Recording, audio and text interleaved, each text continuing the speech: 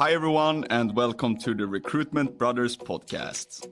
With an age gap of 17 years and two heavy Swedish accents, we're here to cover everything about, yeah, you guessed it right, recruitment. And now over to the older brother Rickard. Welcome to our podcast. Although recruitment is our focus, we will also talk about sports, business development and leadership. And we will invite some inspiring guests. Let's get straight into it.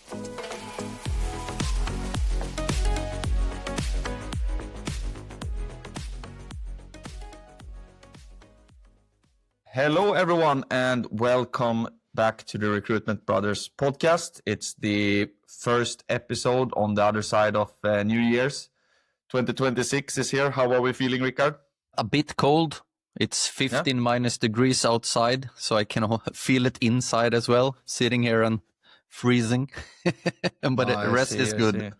No, I went to Sweden during the Christmas period, but we didn't have any snow. But now I'm going, of course, to Sweden on Sunday again. Actually, when you live abroad like this, you tend to miss the snow. Not the minus 15, that I don't miss, but the snow at least. Yeah, very white outside now. So that is nice, at least that it shines up a bit in the dark period of the year, the white snow.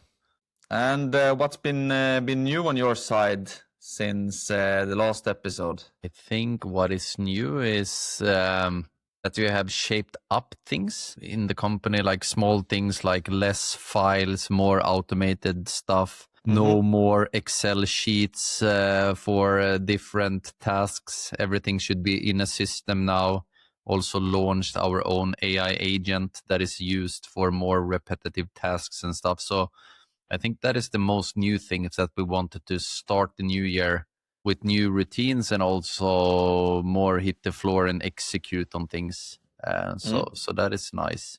And you? I was actually working between Christmas and New Year's. So apart from celebrating, I got the chance to really, sit down. Basically, no one was working, not candidates, not clients, not colleagues, to really focus on these things, like you say, administrative, boring things that normally just takes time, but they need to be done. So it was a perfect moment to take care of them. And hope it will give results and make things easier now that we start with the year of execution, like you say, because that's what I also feel about this year, that it's going to be fun to execute on everything.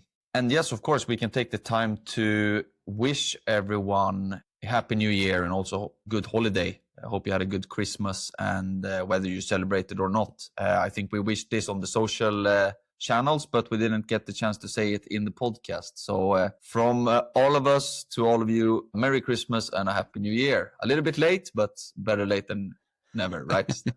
Yeah. Happy New Year. In this episode, we've been a bit on a holiday break, but in this episode, we're actually gonna do sort of like a wrap-up of the year. So you could call it the Recruitment Brothers Wrapped, where we will bring up some highlights and statistics from the year that has passed. Speak a little bit about the new year. Yeah, anything to add from your side, Rickard? No, sounds good. Let's jump into it. All right. In 2025, it was an interesting year. And before we bringing up any highlights or statistics from it, just wondered what's your overall feeling about the year? Like, what makes 2025 significant? It was a special year. I think AI came more into every company's daily life, daily work, and this had an impact on the employees. I think more and more managers and owners and stuff was a bit stressed of how should we embrace AI? How should we implement it? How should it replace some of the functions? And then, of course, does it have an impact on the employees? Will some of them be replaced by AI? Will we recruit new people, or will we replace it with AI? So I think AI had a big impact. I think people was scared. I think people was a bit unsure. But in the end, I think it faded out a bit. And I think now AI is more implemented as a part of our lives. Like internet was back in the day, I think AI is now here to stay, and it's more like a tool that we use for different tasks instead of like replacing us fully. And I think the humans have seen this now, and I think we will go back to a more normal life now with AI implemented into our lives. I think that had an impact also then on the recruitment part. So yeah, but what is your feeling regarding this in 2025?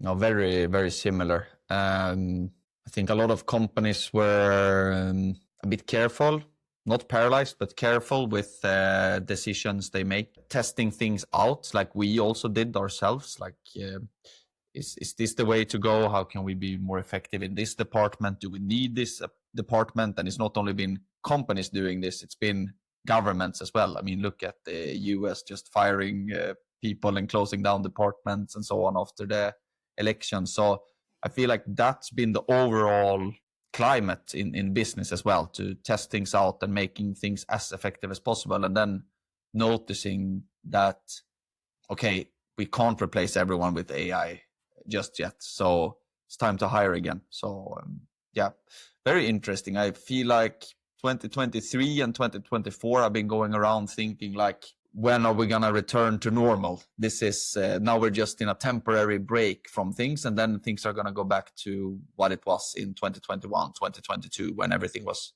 booming. But I think in 2025, it's come to realize that it's not going to change. This is the new normal, and it's time to adapt in a way.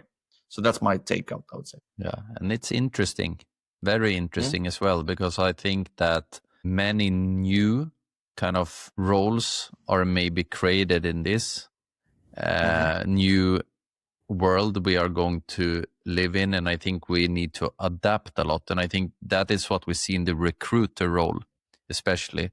The role will not be the same again, because everything that can be automated today or handled by AI will then remove the average recruiter tasks that can be done by anyone. So to stand out now in the future, need to have unique skills in this industry. It's not only about a specialization that you need to be unique in what you are recruiting, because now you can ask AI like, how do I recruit for legal and compliance, and they give you advice. So the average recruiter can now recruit any kind of industry, but I think it's more how you act and how you behave and how you use smartness in different situations, how you use the human aspect in the process, how you become the advisor between the client and the candidate, because you are the one connecting them. So I saw that the recruiter role changed a lot in 2025, and it will change even more in the future. Oh, for sure. It will never go back to this sitting and receiving applications and filtering through CVs. All of that is gone. If we look at 2025, then from a Worldwiders perspective, and when I speak about Worldwiders, of course, it's the recruitment brand that we both operate in. If we take it back to the first months, weeks, or even days of 2025, I wanted to ask you, Rickard, when and what type of role do you think was our first confirmed placement in 2025? Yeah, okay. There are 4 placements on this day. So you can get 1 out of 4 right, and you will pass the test. So yeah, but I think we had some maybe confirmed starters with of course, the start date of 1st of January, even if that was a bank holiday. I think some people had that in their contracts, and that's also what we added. But I think we had something with maybe Team Viewer in Portugal. That could be one, or maybe someone went to Greece and started their new year in Greece. I don't know. Let me see. I think one of those might be right, actually. So yeah, we're back here after checking the stats, and I can say that there is no placement in Greece, actually. There is a placement in Portugal. It's one of my placements, actually, for Siemens, which are based there. But I think the first one that we placed was one in Philippines for Polish-speaking technical support in Manila, Philippines. We also had a placement in Ireland that day, and we had a placement in Germany that day. So on the 1st January of 2025, we have 4 placements in 4 different countries. That's quite interesting. Good start. Yeah, but let's see if you can remember this one. This was not too long ago, because now I actually want to know the opposite. I want to know when, where, and what type of role was the last and final placement that we confirmed in 2025. And once again, it might be several. Oof. I remember the last placements we had. It was like on the 29th of December. I think it was 2 of them, and it was one game presenter, Danish speaker, that went to Malta, and it was a HR cluster director for multi-site in Abu Dhabi in the Emirates. You are right, 100% right. We have one more placement after the 20th of December, 3 days before Christmas. Do you know which one this is? You can only have, if you guess position or country right, you will get this one right. It's just interesting. It was a ESM to Ireland. Almost. It's a partnership sales manager to Guayaquil in Ecuador. So yeah, icebreaker in Ecuador, starting 3 days before Christmas. Oh, that is crazy. Oh, but super great work so far. Continuing on 2025, I will continue here with some stats that I've gathered, and just fun to hear your thoughts before I'm breaking the information. How many countries do you think we've had successful placements in 2025? I think we've already mentioned 6 or 7 countries, just speaking about these placements. Oof. I know over like the last 10 years, it's soon 10 years that the company have been operating. I think we have a total of 44 countries over 10 years. But in 1 year, I guess 35, 36. The number I have is 40 actually, so very, very impressive year. You said 44 is the total amount? I think so, yes, for 10 years. So we did almost same amount in 1 year that we have been doing over 10 years. So it's like, that's crazy. say, I'm not sure how many countries that we missed out on this year than that we were strong in before. Exactly, that's what I was thinking. I started to think, but like all of the Nordics we have. Not Iceland. Baltics. Not Iceland. Oh, we didn't place Iceland. Not this year, but in the past, yes. True. What else could it be? South Africa, maybe. I don't know. Yeah, South Africa. This year we didn't have anything, but in the past, yes. Okay. What else? This is interesting. It actually is very, very interesting, because I can't think of a European country that we didn't place this year almost. We'll see if there pops up some more. Yeah, let's see if we manage to light the light bulb during the next minutes here. So yeah, 40 countries, very, very impressive, of course. But which one of these 40 countries did we have the most successful placement? And if you can guess approximately how many? I know it's Greece. That is for sure. I cannot be wrong on this one. And it is Greece. Yes.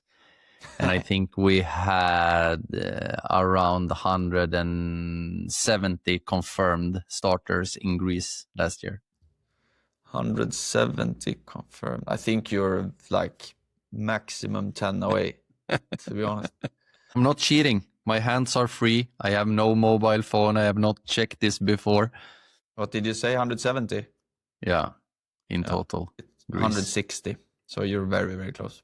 Yeah, but Greece have always been a country to recruit for. Like there is big BPOs down there. There is various languages that companies need to recruit for. And we have also built a strong reputation in the market. Actually, one of the BPOs that was missing in Greece contacted us in the end of the year, and they wanted to discuss a partnership for this year. They were ready to add another partner and supplier into their system, and we were first in line because we had a strong reputation. Greece still going strong. Yes. Planning to go there soon again? Let's see if it will be Athens or some nice Icelands. Yeah, true. Enough about countries. And let's dive into money, into cash. What placement during the year do you think is the biggest placement fee for one single placement? I know we had around 3 placements around 20K each. One I had myself in the start of the year. Indeed. Sales director in the Nordics. I know you have placed a very senior candidate in Denmark, and I know one of our colleagues also had an area director placements in the Netherlands. Ooh, and the winner is I will be ego. I bet on myself. You did it rightfully as well, because that one is the biggest. And there is a difference of, in total, from our colleagues' placement as well. And then my shared placement in Denmark there. Between those, it's 1,000 euros.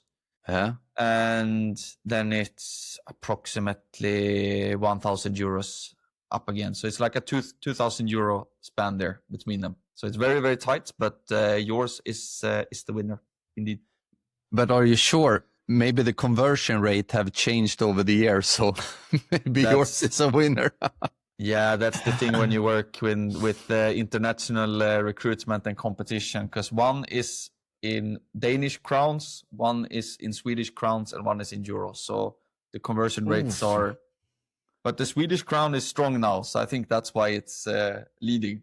I saw that it's getting stronger and stronger. Nice. We are carrying on here. We don't have too many statistics left, but quite some interesting. And we're going to continue here on the geography part. That's one thing I think is very interesting. 40 countries was the correct answer on how many countries we have placed in. And of course, there are multiple cities that we're placed in as well in those countries. And I would like to know which are the 3 largest cities by population in 2025 and that we have placed candidates in. So the top 3. And I have, my source is some random list I found here on Google of top populated cities in 2026. But yeah, what do you think is our top 3? I think one is Mexico City, and number 3, Mexico City. Yeah, it could be. I'm not sure if it's 1, 2, or 3, but I think it's one of the top 3. But yeah, Mexico City is 3. It's number 3. Yeah, it is number 3. Okay. I just confirmed that it was number 3 earlier. Perfecto. And then it must be Asia. I guess Bangkok. Yes, Bangkok is number 2. So now you have only number 1 here to... And my first thought was London, because we had some placements in London and it's a big city. But I also think that you're tricking me a bit, because we also placed in Manila, and I'm not sure if Manila is more populated than London. I guess on Manila. Yeah, you're right. You managed to get them right in order. 3, 2, 1. That was actually very impressive. I have to give a small applause to that. And I am not cheating, Martin. Please confirm that. No cheating. No. You're not. You've just been recruiting globally the last year, so you come across these numbers. But you're right. Mexico, number 3. I don't have the numbers now. I just made this list without putting it down. But yeah, Mexico City, number 3. Bangkok, number 2. And Manila, number 1. And the smallest city.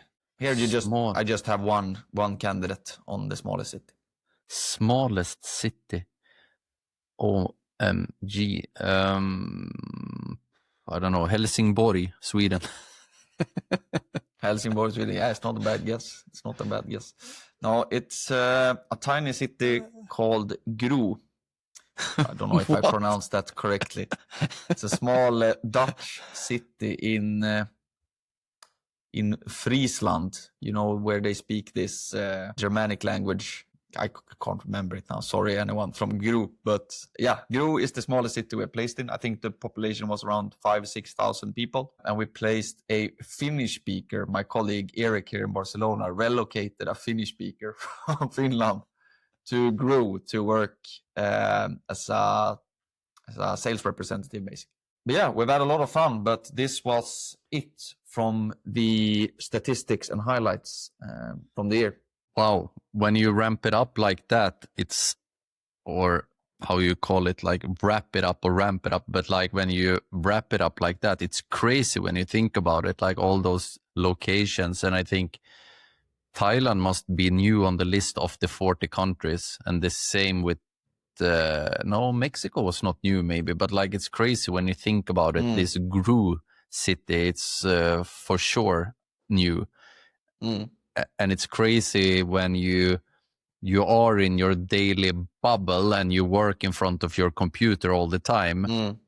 And then you think about those maybe 40 countries and I don't know, 100 plus cities where you have placed people, and also that you have helped almost 700 people to find a new job, and you have helped, I don't know, 150 clients to find a new employee. So it's crazy when you think about it. Is it something you're proud of, Martin, specifically of 2025, when you hear all this, something that you can take to your chest and feel, yeah, but I was a big part of this? Or yeah, no, but I think the spring, when I think back to that, when I was starting off the year in Thailand working remotely, and we got this request from our clients, and then we started placing candidates in cities I have not heard about, at least, and countries that were completely new. Like you say, we started recruiting in Thailand, Bahrain, Chile, Mexico, Brazil, Ecuador, Costa Rica, Guatemala. It doesn't stop. Like, it was just coming new locations every time. And I spoke with our client about this as well, the point of contact, who shares the same, excitement for working globally. He told me that he likes to collect them. It's almost like a scratch map for him, that, okay, now I placed a candidate in Bulgaria. Okay, now I can tick that off the map. And then he's starting to collect countries, which was a very fun way to think about it. So yeah, it's absolutely crazy when you think about 700 people in 40 different countries. It's mad. And it's one city in Mexico we recruited for that has a really fun name. I'm thinking of Chihuahua. When I saw that one placed, I was like, what is this? Is this a joke or something that had an AI generated text or something? Because maybe they were thinking about something connected to a dog or something, and I don't know. I think it was also the thing with it was that the dog is connected to the city somehow, if I'm not mistaken, because it is a Mexican dog breed. I think it's from the city, and my colleague told me they used to use the Chihuahua dogs to warm their feet while they were sleeping. So I think the dog is from the city. That's how easy it is. But yeah, it's crazy. Yeah. But we need to bring back Iceland and recruit a little bit north. Iceland for sure. Iceland or Svalbard maybe need some support with finding people. Tips and tricks 2026 for hiring managers and recruiters. You have some good tips and tricks you want to drop? Tips and tricks for 2026. Yeah. We're gonna go with rap battles in the process. Exactly. Oh, I don't know. Like I can start. Yeah. While you are thinking. So one tip just for the candidate, my takeout at least, is if you want to stand out, make your application a bit more personal, and don't only use AI for your CV or application. Actually use some of your personal words and personal stuff a bit about yourself and why you're a fit for a job. So that is for the candidates. For the recruiters, develop yourself, like find new ways of doing things, and also, I don't know, take inspiration from pods or from YouTube or from reading or whatever, but like develop yourself with new skills and new ways of working, because the old recruitment style will die out a bit. So update yourself. And for hiring managers, my tips is to speed up the process. People are a bit impatient today, so you cannot take 6-7 rounds of interviews before you decide to hire someone. You need to work faster. Good tips, absolutely. I would say then you gave me some inspiration now, of course, but I'm an advocate for sending a video. If you're a candidate, a job seeker, send a video presenting yourself, because then, you know, you get past these things about being filtered on keywords and, you know, AI optimized CVs and everything. Everything like that gets looked past if you can send them a short video. You introduce yourself, you tell them why you're a good fit for the role, like you do an elevator pitch with some personality, and you will leave a mark and really be remembered and stand out in front of the other applicants. For recruiters, I would say try new things, stay curious, because the hot industry today is not going to be the hot industry tomorrow. The country that everyone wants to go to is not the country that everyone wants to go to tomorrow.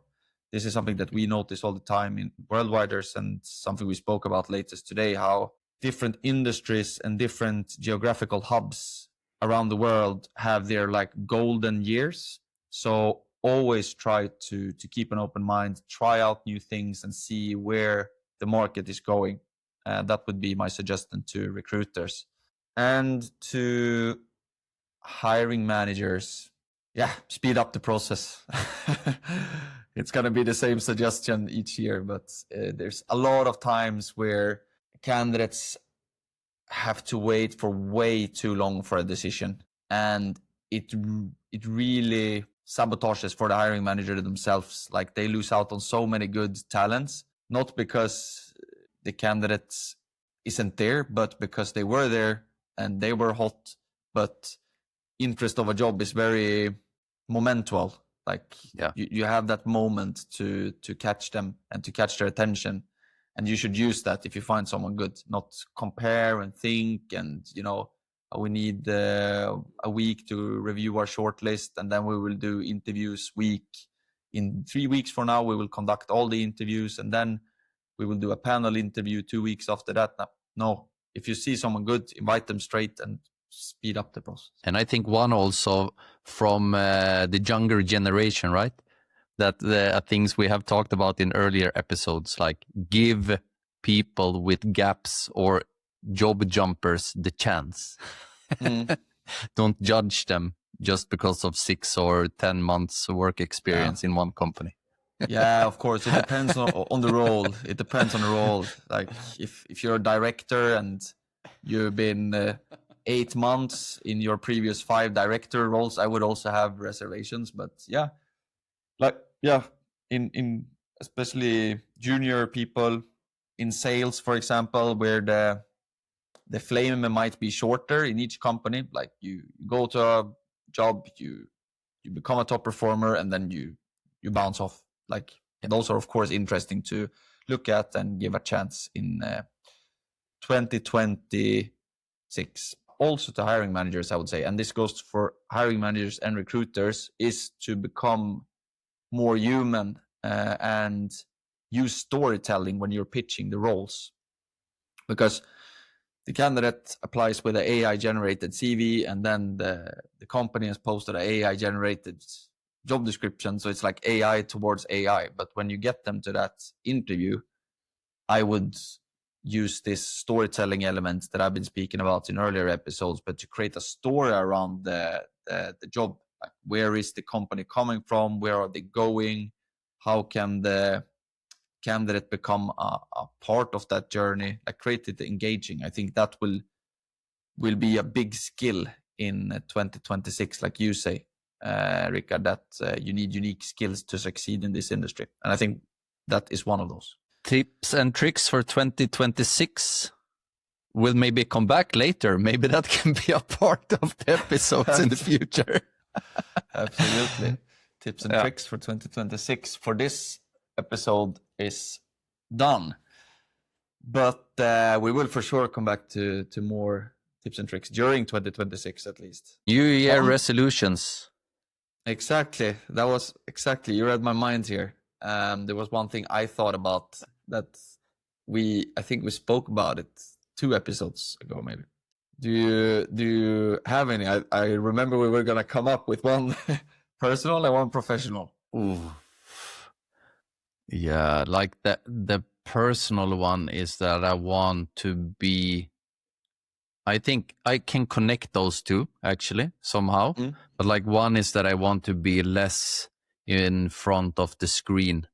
So both like when it comes to the computer and the mobile phone and the TV and everything. And I think that is also connected to my professional life, that I feel that too many working days I sit in front of a computer 8 to 10 hours just reading CVs, checking pipelines, clicking in systems, and having video calls like all the days. And I feel that it's also out there where you meet people, where the human aspect connects in a different way from over video.